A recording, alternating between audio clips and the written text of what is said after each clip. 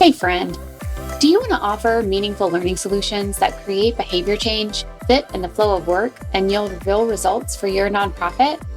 If yes, this is the podcast for you. Join me as I explore instructional design and leadership development best practices, as well as change management, belonging, and influence. If we haven't met yet, I'm Heather, and I've been in your shoes. I'm a learning and development consultant and founder of Skill Masters Market. Before starting my business, I led learning and leadership development initiatives for a large national nonprofit. I know what it's like to need to develop your staff quickly and effectively and to build the relationships and cut through the organizational layers to be successful. And I'm bringing all of that to you in this podcast. So block your calendar, turn off your Teams or Slack chat, and let's dive in. It's learning for good.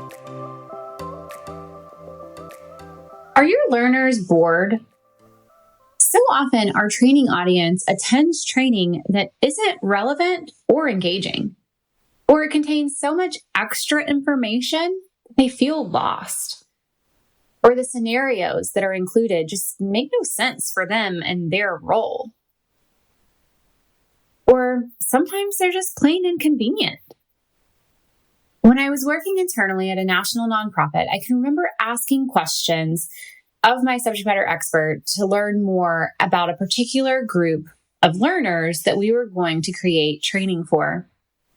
And I asked things like, what do they need to do related to this topic? I really wanted to identify that skill or that behavior. What are they doing now instead? Because I really wanted to identify that gap or that change that needed to occur. And the subject matter expert was patient, but finally looked at me and said, the people in these roles, they are never at their desk. They're responding to every emergency in the building. The toilet gets stopped up, they're there. Chemicals are off in the pool?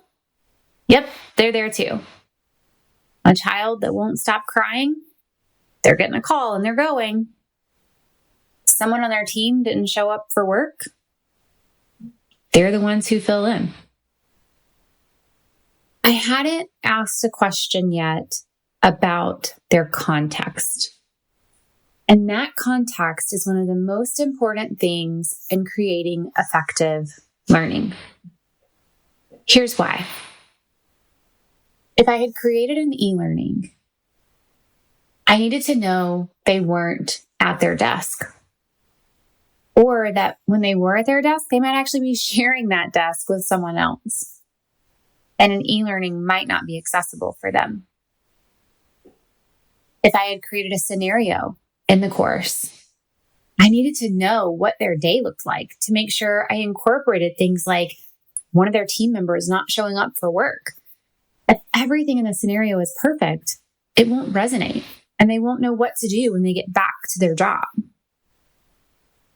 And those are just a few of the things that could have gone wrong if I hadn't spent the time getting to know the audience.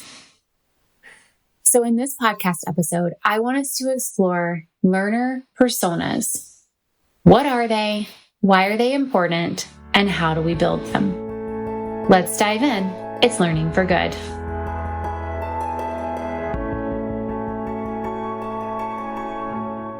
Learner personas.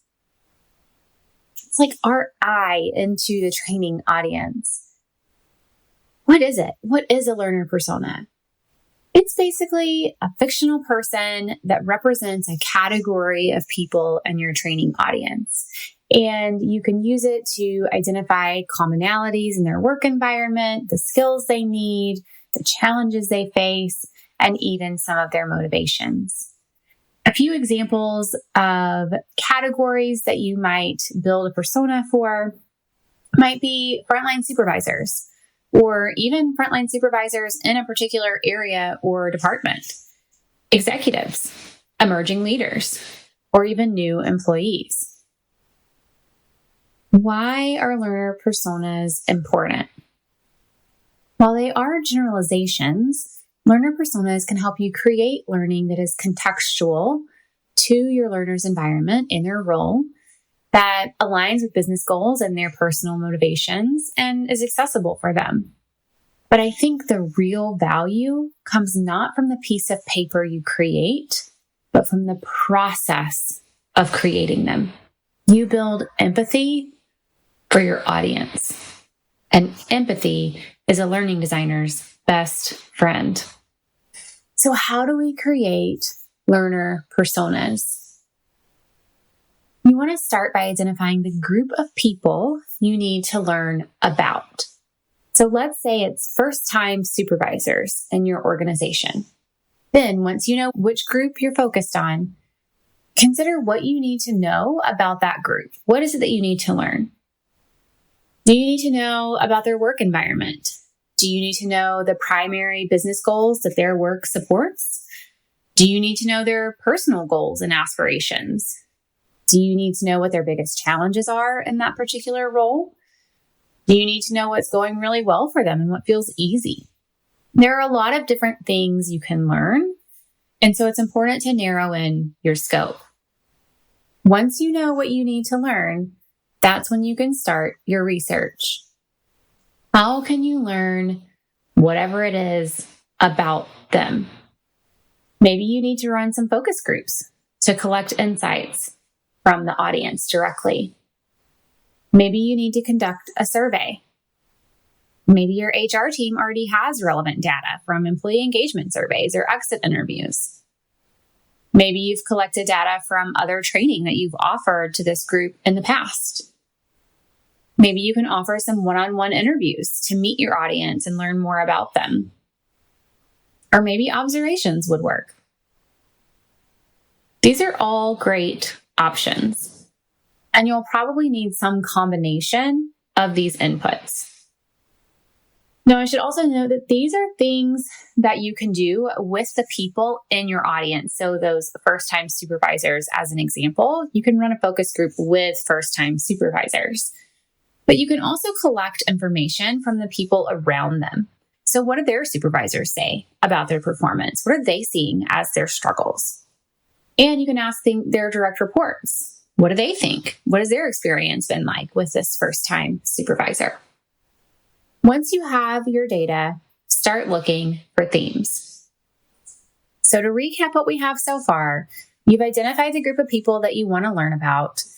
You've considered what it is you need to learn about the group, and you've done your research, and now you've looked for themes across that data.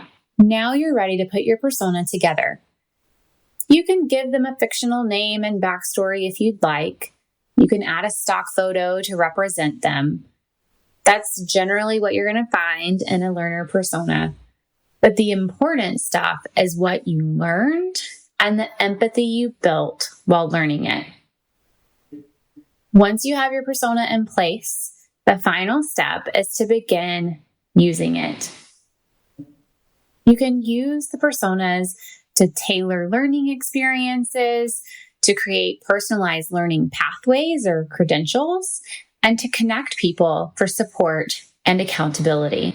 Now, learning personas do present some challenges. It isn't always easy to get access to the data you need, and sometimes we can oversimplify or overcomplicate the personas, making them difficult to use. They're just not really usable at that point. But the process of building empathy is always worth it. Without this work, you are guessing at what they need. And when you guess, you might not meet the needs of your audience. If you feel like there's a gap in what you know and what you need to know about your audience, this is a great process to use. So if you need help creating learner personas for your organization, reach out and let's chat. I can work with you to create them or teach your team how to do it themselves. I'll see you next time on Learning for Good. Hey friend, was this episode helpful for you? Did you like what you heard? Do you want more content like this? Here are 3 things you can do. Hit subscribe. Leave a review on Apple Podcasts or your podcast app of choice. Share this episode with a colleague. This means so much to me personally. I read every review, but it also helps me learn what content you like most so I can create more of what you want. All right, turn that Teams or Slack chat back on when you're ready, and I'll see you next time on Learning for Good.